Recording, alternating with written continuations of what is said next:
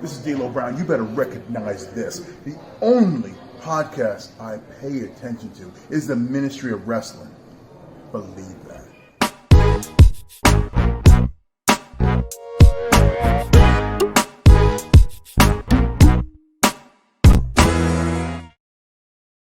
Hey yo, hey yo, hey yo. It's me, the one AJ Anthony Jordan. The t-shirt's on, so you know what that means. We're here. And I'm joined by one and only Big Tone, as always, in the zone.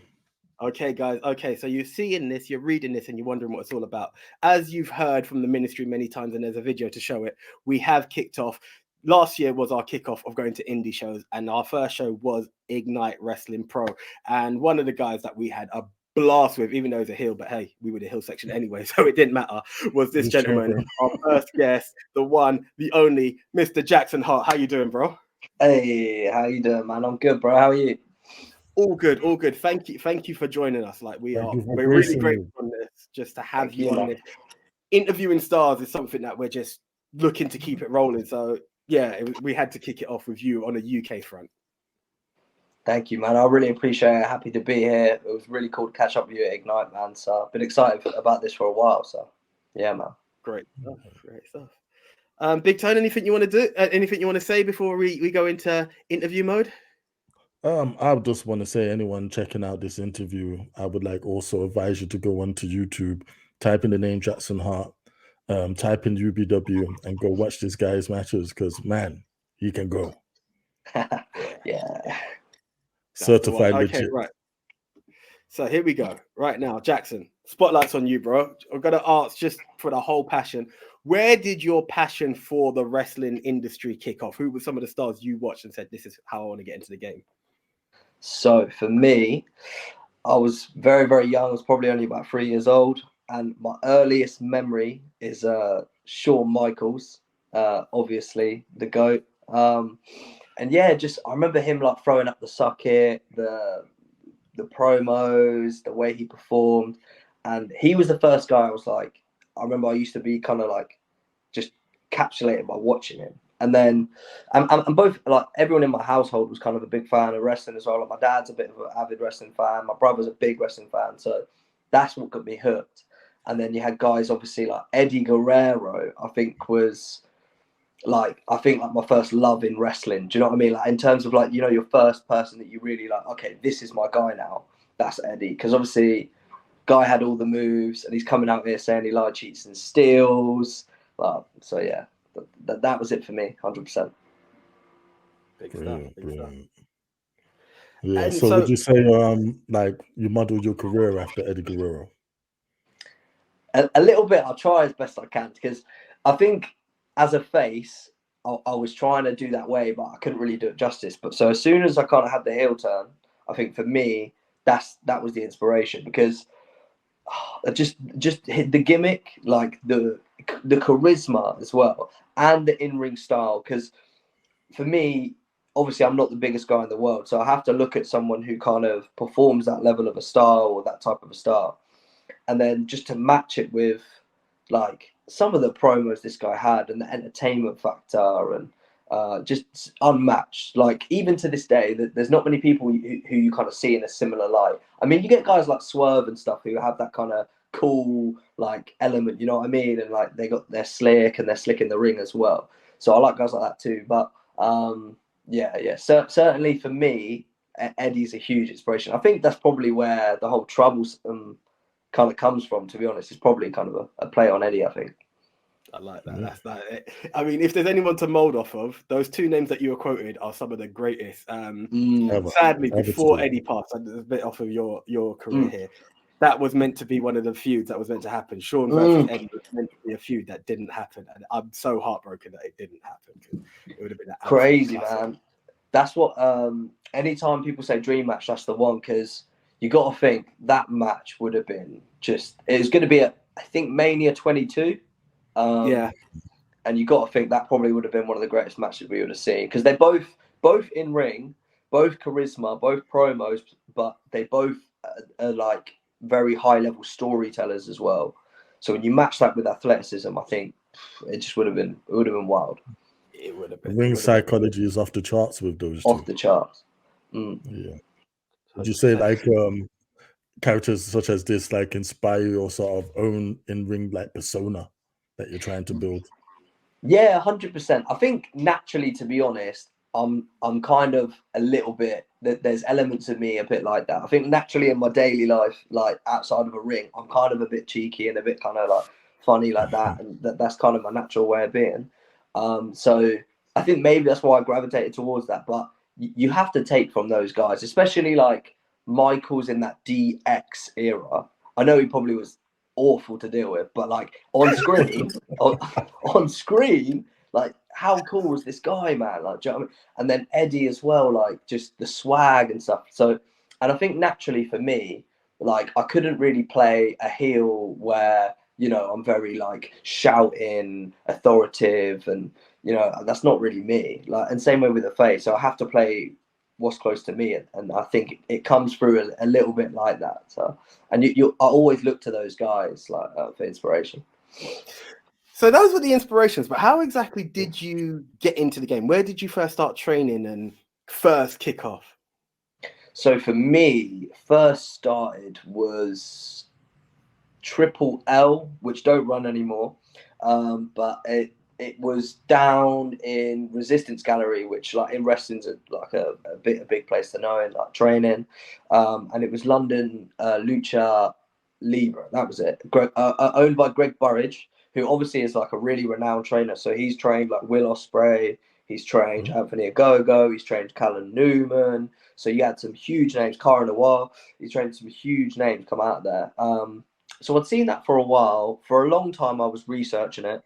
I was looking it up, and that was like the main name that kept coming up because I know I needed to do an athletic style as well.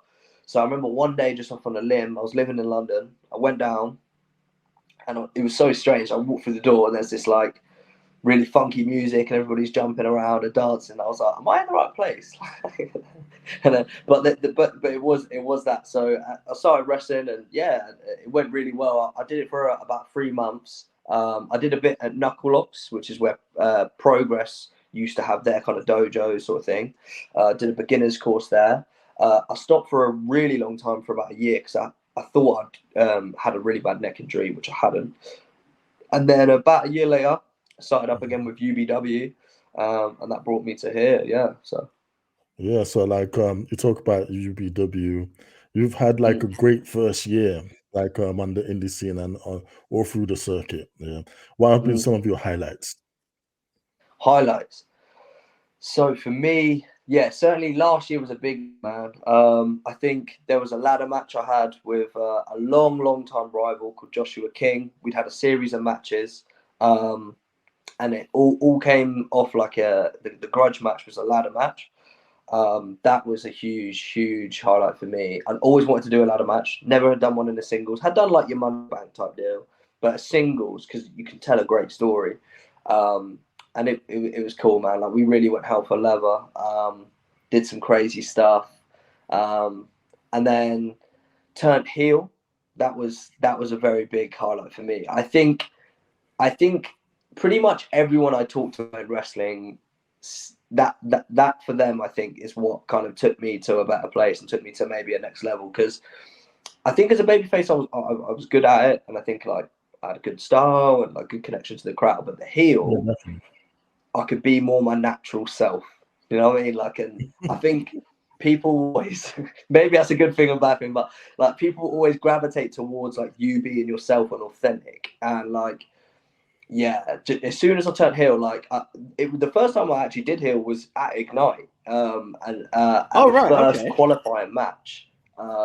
Not in the finals, but in the first qualifying match.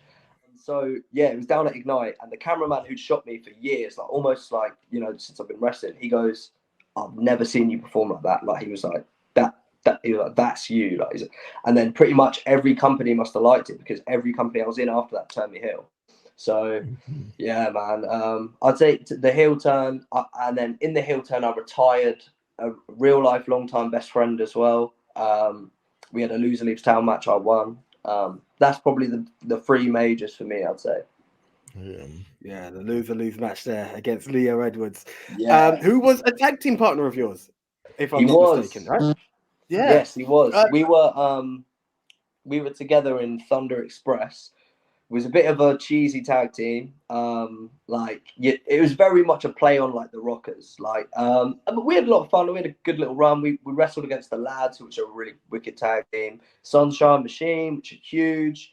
And we had a really great match with them. And that was incredible to be in the ring with them, and we learned so much. And then it kind of came to a point where it ended. And then after I'd lost that ladder match, I had to serve Joshua King as joining him as part of the Black Crown. And I turned on him. We did a very much like barbershop type deal. You know how like Michael's turned on Janae? It was the exact same thing. And I super kicked his head off. And someone put the picture next to the barbershop one, and it looks like, it always beautiful. pops me. That's I'm picture not even so perfect. on the mark, man. But someone put that next to the barbershop one, and Michaels was dressed in all black that day as well, and I was like, oh wow, that's cool. Man, that was dope. Yeah, man. Going into this whole industry, did you ever picture yourself being a heel, or did you always want to go down the face route? I know you said you got the cheeky character, but you like started off as the cheesy rocker type tag team. Yeah. Did you ever think about heel? Was it your choice, or was it like a story that led to you to go down the heel road? How did it come about? To be honest, it's a very good question, because I never saw. I don't think anyone saw me as a heel. Like I remember someone even said to me, he was like, "Oh, you're just a cookie cutter typical baby face. Like you'll forever be that kind of baby face, like white meat." And it was quite cheesy. Like I had a good like reaction with the crowd. I'd always go out, people always make noise for me, and I think people knew I'd always deliver a certain standard of wrestling. But it was really cheesy, man. Like, and I could never get my real persona through.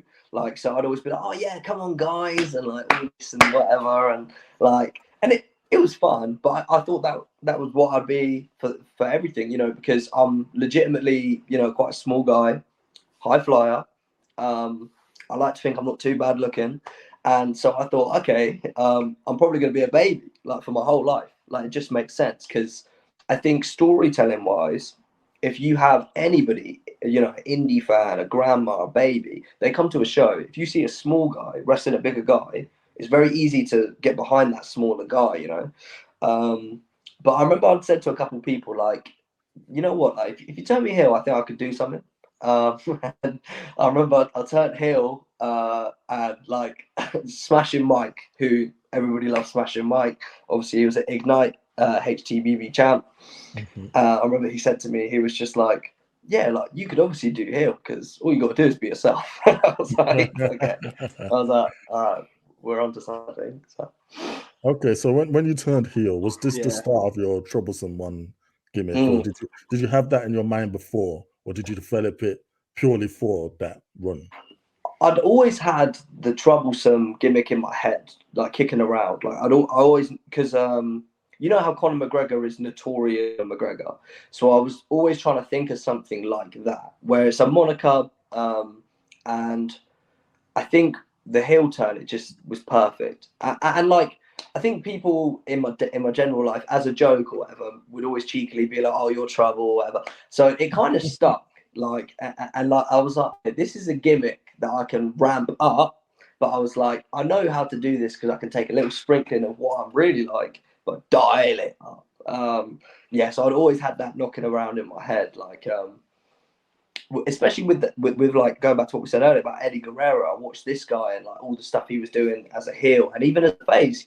Guy was cheating all the time, so I was like, "That's what I want to. That's who I want to be. That's what I want to do. I want to be a character where I can do that kind of stuff." And now, I can do that kind of stuff, and it works. So it's cool.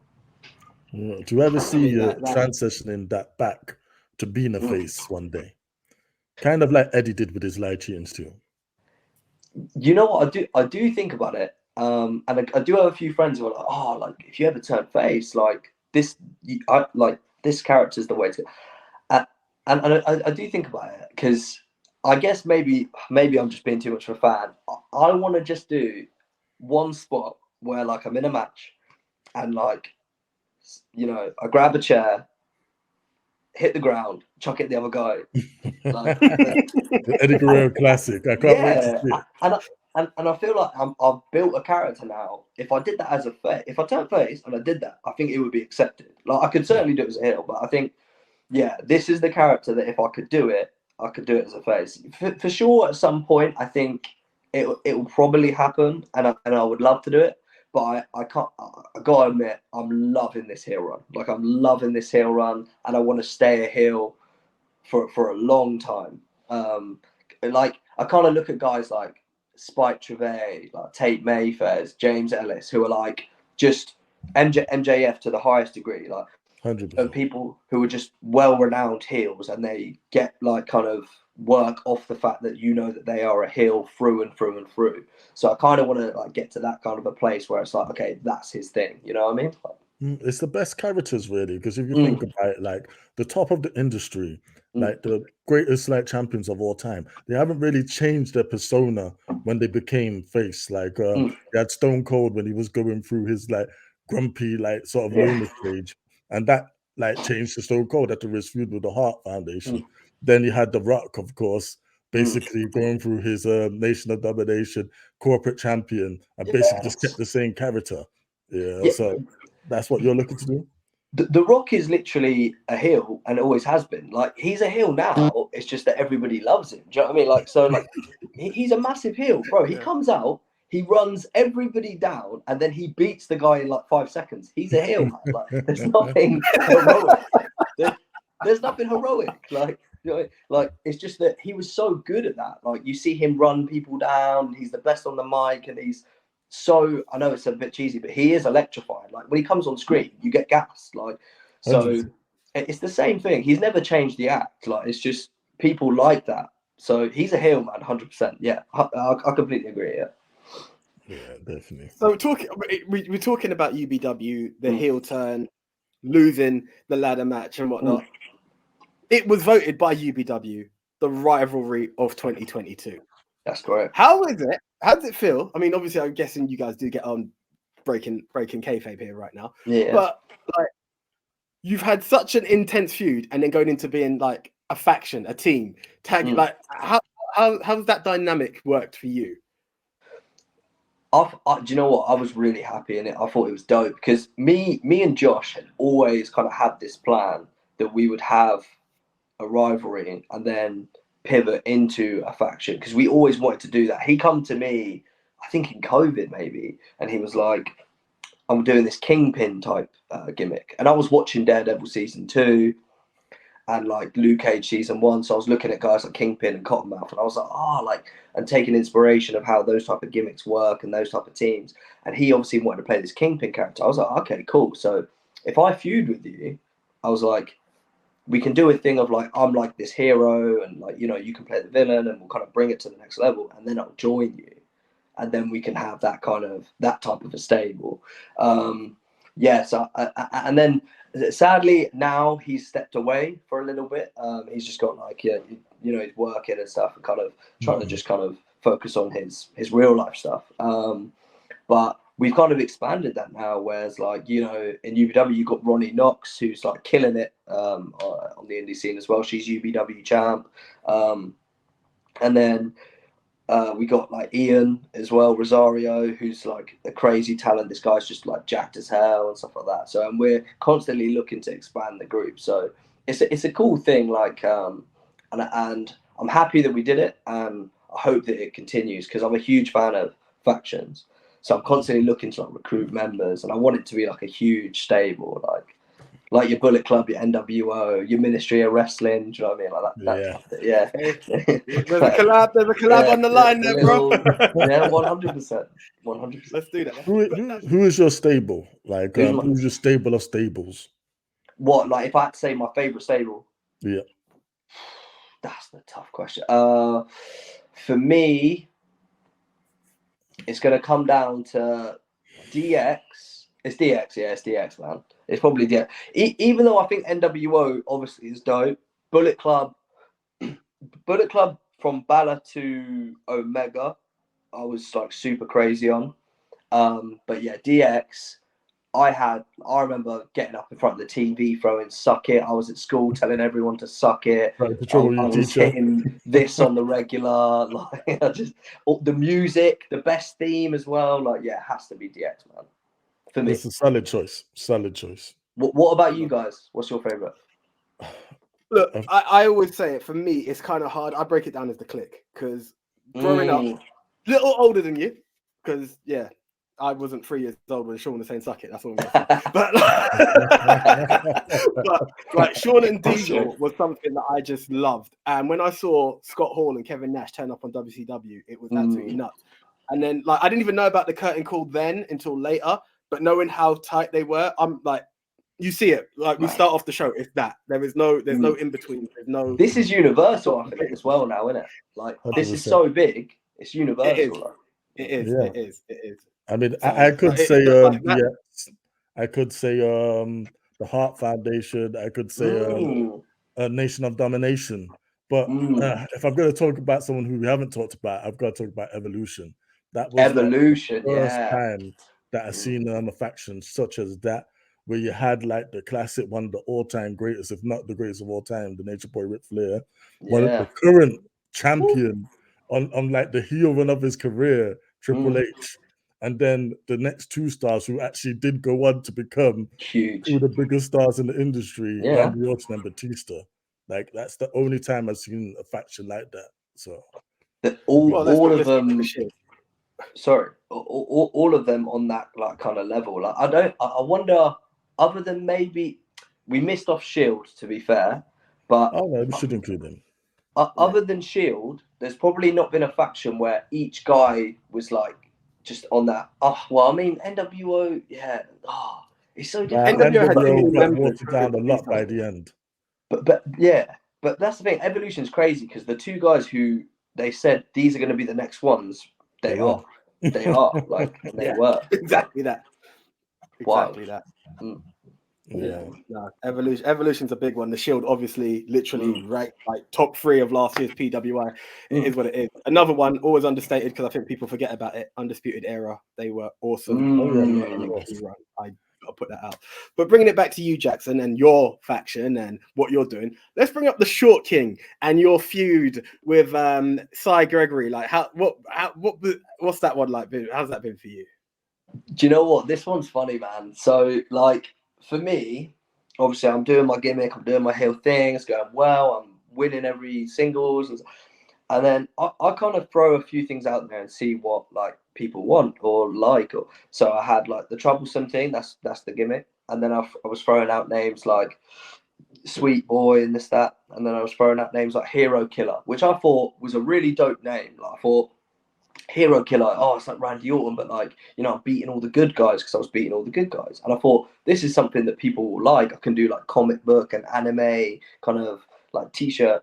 But as soon as like I said Short King and it was said, people just, that's the thing now. Like everybody hits me with Short King. Like when I go out, like all the fans that like want to do the height thing to me and like Short King is the thing that stuck like 100%. Like so me and Cy had a match, and Cy is huge. Like Cy is like 6'3", I think, and he's jacked. So when we had our match, obviously we're going through, and I was like, yeah, like you can have a bit of fun with it, man. We'll see what they do. So he's having fun, I'm having fun, and he just goes, oh, Jackson's coming up a bit short, like gets on his knees. He gets on his knees, and the worst part is the picture. There's a picture that got taken. There's a picture of him on his knees and me in the background. We look the same height, bro. Like I think I've got that one actually. Done me so dirty. Like he's on his knees, we look the same height, and he's walking around on his knees. And the crowd just love it. Like they're literally like shorty, shorty, shorty. Yeah, shorty. And like I could tell that like, people are really latching to this. So we had no like, we never, obviously you don't plan for stuff like that. So throughout the match, when I was like doing stuff, when he was doing stuff, we just ran with it. Like I would be doing my heat, I'd be on top of him, I'd be hitting my moves, and I was like, oh, who's short now? Like, am I still short now? Like, and then I remember I won the match, and I hit him with a super kick, pinned him, And I remember I kind of like was looking at everybody in the crowd, and I was doing the height thing because they were doing it to me the whole match. I was like, oh, like, you know, am I still short now though? Got on my knees like he did to me at the start as well. Like was like wobbling around, taking the mic, and there was fans. There was a kid who said to me something like, "Oh, you're still a short ass, mate. You're still a short ass." So I just turned around to him in front of his dad, his whole family. I was like, "Yeah, I'm taller than you, mate." Like, oh, mate, it was good. It was good stuff. How do you find the fan interaction? I mean, it must be a lot of fun. I love it, and do you know what? I think with wrestling, like I say, like for me, I kind of thought the hero killer would be the thing that might take off and be the thing that people kind of cling to, and kind of, you know, I had ideas about, you know, anime, comic book inspiration, t-shirts, la la la.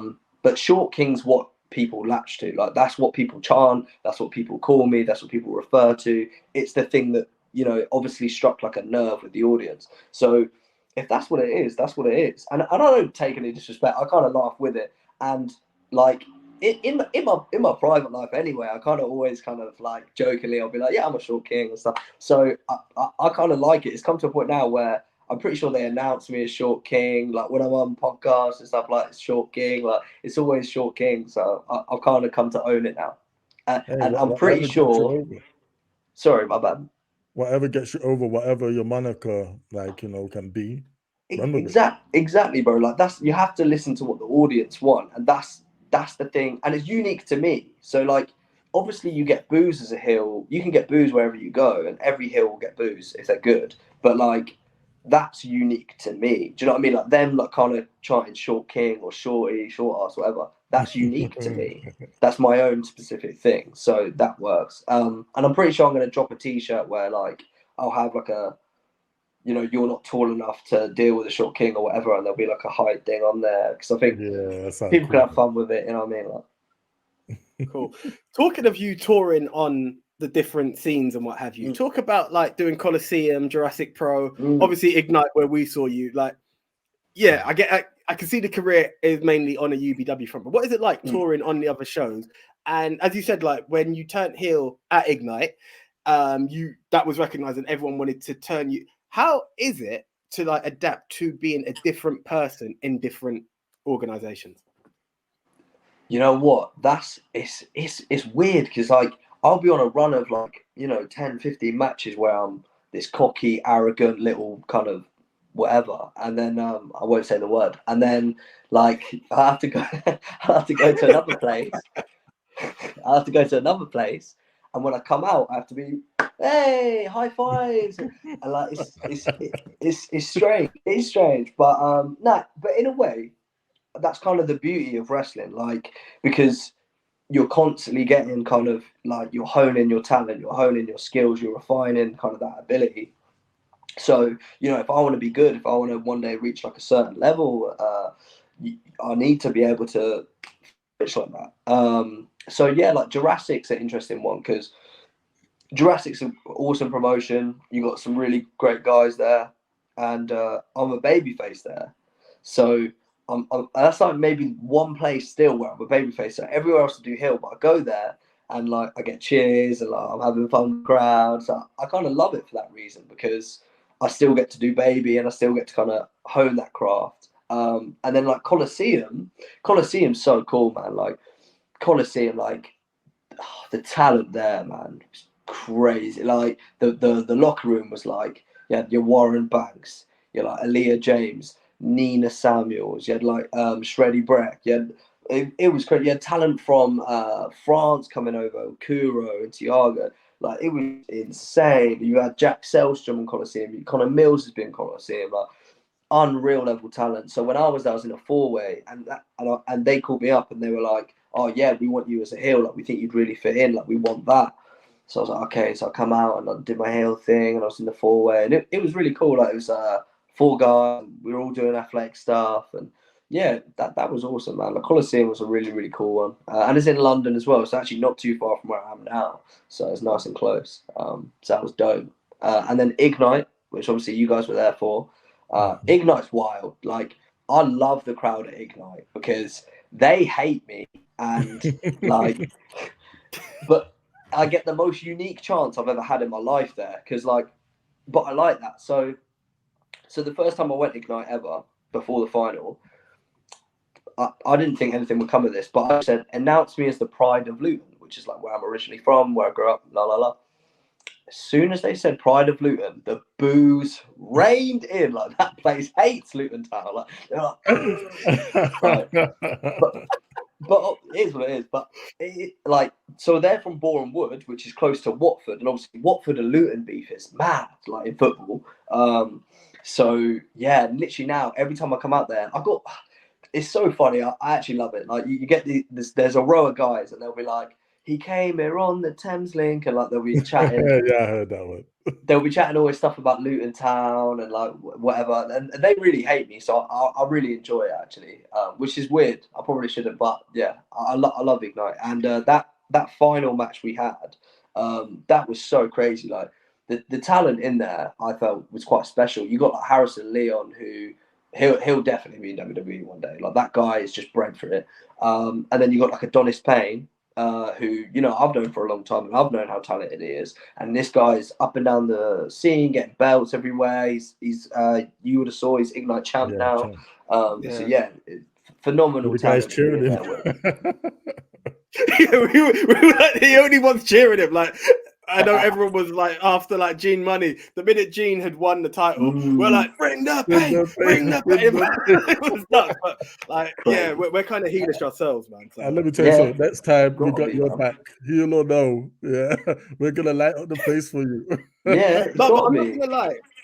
Like, it's really funny because I was watching Ignite's YouTube the other day and watching that battle royal. That I don't even know how to explain that match, which is such an insane concept of a mixture of a rumble, elimination pin. It was such a great thing, which leads to like a Money in the Bank type trophy. We don't even know how to name. I should have learned it for this, but it was so insane. But you start off with Harrison Leon and Danny Izzet. Yeah, and you came in, and just watching that again, I just remembered going. Like, nothing against the other two, but the way you brought it, like, I'm seeing some of that higher flying moves, hitting your finisher on there. Even the way you got eliminated was from the ropes and Harrison catching. I was like, this is something. And to be honest, for having that being our first indie show, that was such a benchmark to just set it off. Like, you guys just brought it to such a level. Like, each man had a different style, but knew how to mesh with each other. I loved it. It was tops. That's the beautiful thing about wrestling as well, because like we're so different. Like me and Danny Izzet are both heels, but we're so different, man. Like completely different type of a heel. And Harrison, again, completely different type of wrestler again. And Chris, Adonis Payne, sorry, he he's a heel as well. But again, we're so very different. But I think, and Spicer as well. Like, so that's the beauty when you get different styles and different characters that are very defined. Like that's amazing, because you had them two. Everybody loves Harrison Leon. Like that guy, like he can get cheered anywhere, man. Like that guy just has that thing people want to cheer for. And then Danny Izzet getting his boos. I come in, and then we start going crazy and do all the high flying and stuff like that. It was awesome. I had a blast. Other than the fact I got a pile driver given to me by Spicer, but yeah, it was a blast. Phenomenal talent in that match. Yeah. Yeah, no, it was. It was a big thing. So now we're going to bring it to this near Roman Reigns type undefeated for a year career that you've had. You're in the is it the I don't want to get it wrong. The Floor is Lava Battle Royal. You got it. The floor is not. Yeah, the floor is So you're in there. You're in the final three. You're doing your thing, and this is very recent, guys, because I was really hoping to see Jackson at Ignite, but sadly I don't think he'll be there because an injury has come in. Do you mind if I show the picture that I saw on your Instagram story? Please go ahead. All I can say is ouch. Ouch. Hurts to look back. Tell us about this. Hurts to look back. Yeah, so it's the Floor's Made of Lava Rumble. It's a Royal Rumble. The only difference is you know how like in a Royal Rumble, if you get 1 foot on the ground or whatever, or hands on the ground, it doesn't count. It's just 2 feet. So you can do the Kofi Kingston spots, etc. In this one, if you touch the ground in any way, you're out. Anyway, gets to the Rumble. I come out 25. Good number. Superhero by Metro Boomin's playing. Obviously my music.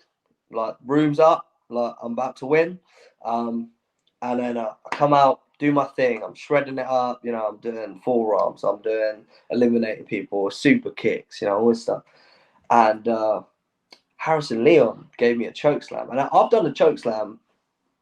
Bro, I'm a small guy, so I've taken that bump 1,000,000 times. Like, everybody choke slams me, and I get super high. And yeah, so like we're up. He's obviously about 7 foot, legit. Like he's actually clocking near that. And then I can jump I've got good vertical. So we must have probably hit 10 feet, something like that.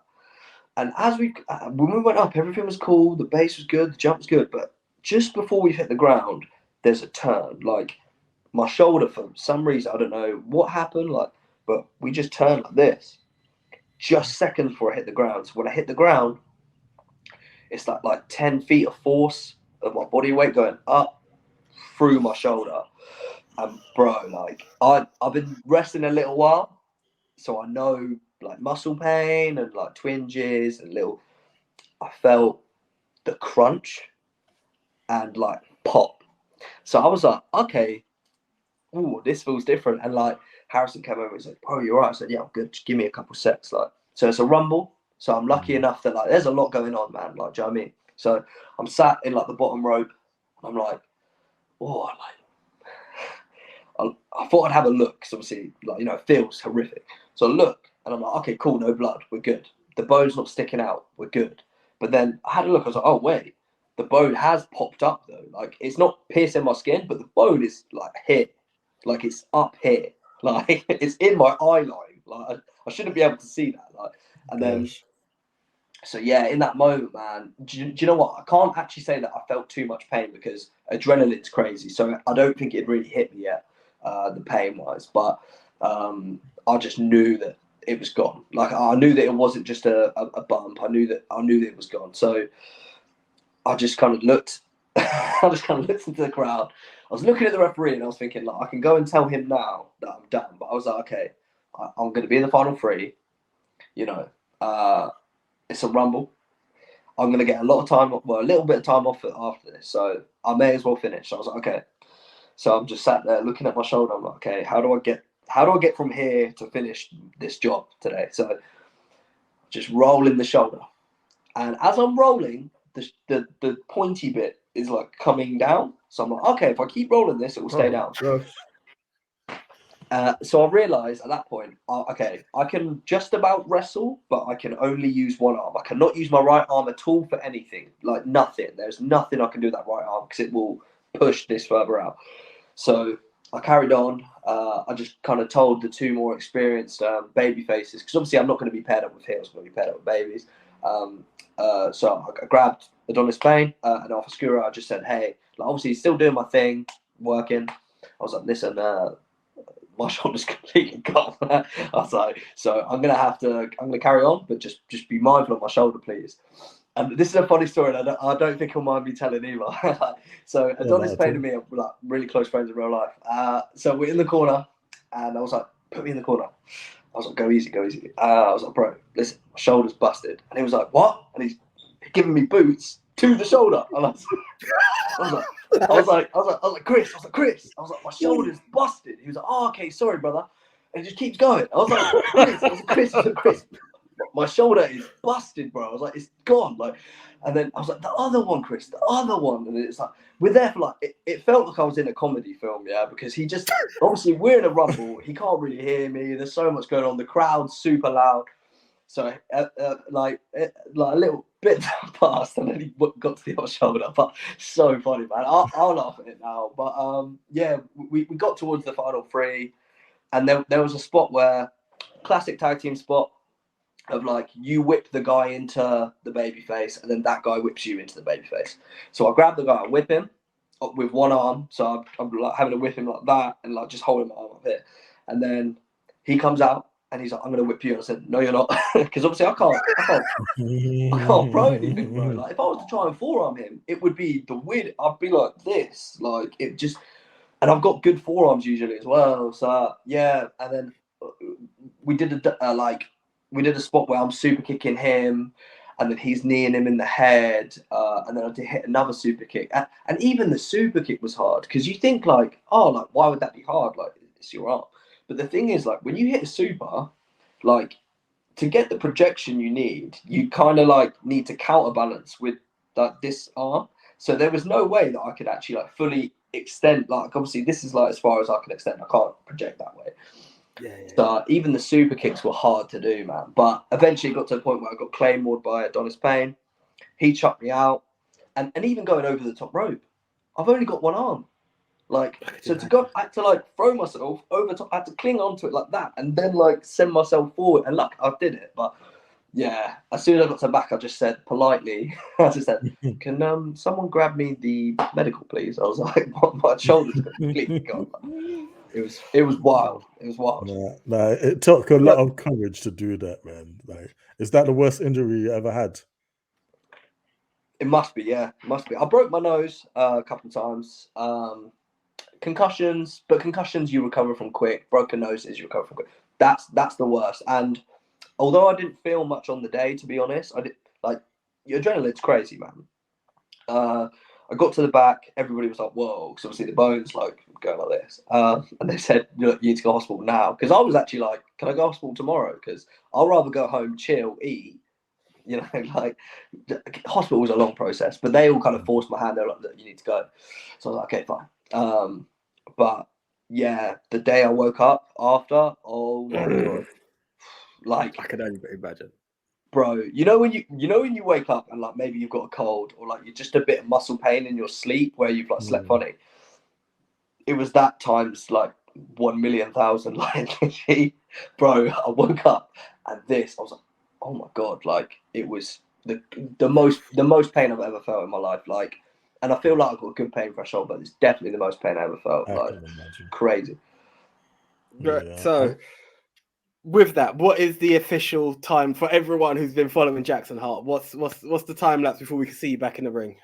So, just literally yesterday, I went to hospital. Doctors, so good. They're going to put me in for keyhole surgery next week, which is good. It means you can get in quick and get recovered quick. And so we're looking at about 6 to 8 weeks until then. So it's approximately 2 to 3 months, depending on how I rehab. But I have a feeling that I'll rehab very well. But maybe I'm a bit too overconfident. But no, yeah, it should be good. I'm very, I'm in a good place. I'm optimistic. I feel very motivated to get back. So yes, 6 to 8 weeks, something in there post surgery. Yeah, as you well know, like wrestling is very physically demanding. I mean, obviously you've just had this huge injury, but on a day-to-day, how do you like maintain your health and well-being against the physical demands of wrestling? See, great question as well. And like, see, I guess maybe as wrestlers, one, we're all crazy. Like everybody who's a wrestler, they're not quite right. Like even the ones who seem normal, they're not quite right. And then also, like I'd never really had that serious an injury before. So I in my head, I'm believing that I'm indestructible. Like I've never really had like any serious breaks and anything. And I train, I train very hard in the gym. I have I train explosive cardio, strength, and I've always maintained a very high standard of that, just so I can perform what I need to in the ring. And I try and maintain a very healthy diet and stay very healthy and active. But yeah, man, when you're going up that high down onto your shoulder, no matter how hard I've trained shoulders in these traps, it wasn't saving me from that. But yeah, so I'm looking forward to get back though, and get back in the gym and get active again. Banging. So what we're going to do now, Jackson, we're going to go into what we like to call Beyond the Ring. Some of it's wrestling related, but it's also for a chance to people to get to know you a little bit more than just the character, the Troublesome Heart, or the Short King that you are. Now, what I'm going to ask, right, is a few questions. I'm going to play a little highlight video while we're doing that.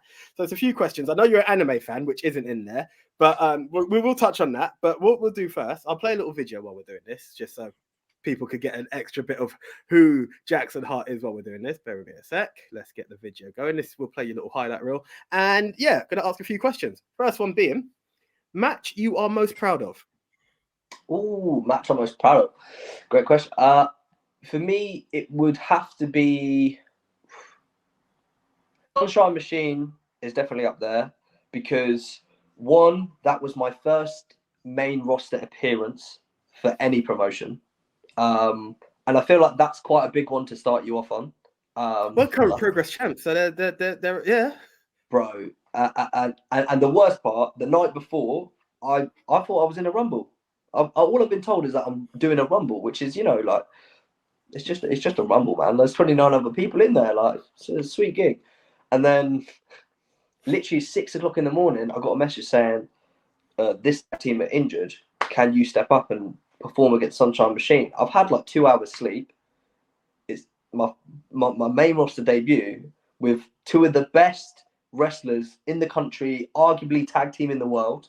Like, and I enjoyed it, and I felt like it went well. I felt like they thought it went well. So yeah, in terms of pride, I'd say Sunshine Machine. Yeah, 100%. Perfect. Nice one. Your cheat meal. Cheat meal. Oh, see, for me, it's going to have to be Chicken George, which is, if you're local to the Hertfordshire area, Hitchin, the best chicken you'll ever have in your life. They've won multiple awards. Everybody gasses about their chicken shop's the best. Listen, you need to try Chicken George and then get back to me. Everybody who's tried it as well, at my recommendation, has always said it is the best chicken they've ever had. So, and for me, it's specifically the El Chapo wings. Okay. Yeah. Nice. If you had to skip a day in the gym, what would it be? Legs, man. Bro, there's a reason my top's always off, but you never see me in like the tights and pants, bro. Like, do you know what I mean? Like, you're never gonna see that. Like, yeah, it's not legs. Cool. Your dream opponent with any current wrestler? I want to say Dan Maloney. Dan Maloney's killing it over in Japan. Big progressor on the Brit Wrest scene, but also he's like monstrously big, but athletic too. And I feel like the story you could tell with some of that, either that or someone like Spike Gervais as well. That I feel like that'd be an incredible story to tell. Yeah. Bullet is somewhat of a dream match actually as well. Bullet's huge. He's an absolute monster. I feel like we could tell a great story. Dream match with an opponent who is no longer with us or no longer active? It'd probably be Eddie, man. 100%. Like, just to be in the ring with him, like, and just to learn from this guy. Do you know what I mean? Like, just in the short space of that match, yeah, 100%, and feel like the energy he brings and play off that, like, 100%. Fair enough. Stiffest opponent you faced? Stiffest. Oh, this is a good question. Okay. Stiffest. See, most of my opponents might say me because I could be quite stiff. But yeah. Do you know what? It's probably Josh King. Just because Josh and me have we have a unspoken agreement that when we're out there, it can go. But like sometimes, like, do you know what? It's not even the forearm stuff because we'll really go in with forearms and it's great. But there was one time in that ladder match. And this was one of the most brutal spots in a ladder match. Yeah, he's in the corner. I'm running at him. All he did was boot me in the ribs, and I'm pretty sure you heard it in the back row. Like, it literally was like, and honestly, I'm sure he bruised my ribs. And I still, now and again, I'm pretty sure that was that time with Josh. So yeah, definitely Joshua King. Most gifted opponent you faced? Gifted, wow. It would probably be one or two people because I feel like there's two levels of answers. So one, Sunshine Machine, being Mambo and TK. I wouldn't say either one. I'd just say the collective people, Sunshine Machine. I think TK's certainly probably more athletic. They're both just so incredibly gifted. Like, just to be in the ring with them, like, the way that they're working is a bit different to most people. You know what I mean? And the ability just the way they sold and the way that I would tell them, look, I can hit this move and do this, etc. And the way they would kind of relay their back to me and make that work was unlike anything. And then I think, like, of someone who's coming up, I'd say someone like Adonis Payne, like he is very, very gifted. It pains me to say it because obviously we have like a friendly rivalry, but he is very, very gifted. He is very, very good. Like he is certainly just on a certain level. Anytime we're in the ring, anytime he's in the ring, he shreds. And he just gets it. He's improved so massively, and he was always good before. So yeah, it's a mixture of both those answers, I think. Awesome. So your wrestling idol growing up, we know Eddie and Sean. Here's a tough one though. Favorite match you watched growing up? Oh, do you know what? I feel like it's a really basic answer. I've watched Punk and Cena, man, like a million times. I've watched that a million times. The Money in the Bank one. Yeah, 100%, man. That story and the match, like, just crazy. Unbeaten, I think. Cool. And it's not on the list, but we had a little banter about it when we were there at Ignite. Yeah, animes. What's your top anime? Which is the one that if no one had ever watched an anime, what would you recommend? What is your go-to anime?